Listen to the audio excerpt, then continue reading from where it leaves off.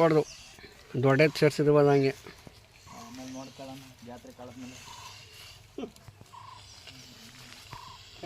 ದೂರ ದೂರ ಅವೆ ಯಾಕೆ ಬರೋದು ಗಾಡಿ ನಮ್ಮದೇ ಐತೆ ಏನು ತಲೆ ಕೆಡ್ಸ್ಕೊಳಂಗಿಲ್ಲ.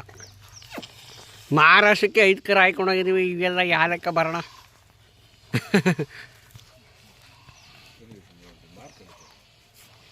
ಬಿಡ್ಮಮ್ಮ ಹಂಗೆ ಕಂಬ ಜಾಸ್ತಿ ಹಾಕಲ್ಲ ನಾನು ಇರಲಿ ಬಿಡೋಣ. ಈಗ ನಾವು ಹಾಕಿದ್ಮೇಲೆ ಒಂಚೂರು ಹೆಚ್ಚಾಗಿರೋದನ್ನ ಹಾಕೋಬೇಕು ದೂರಕ್ಕೆ ಬಂದಮೇಲೆ.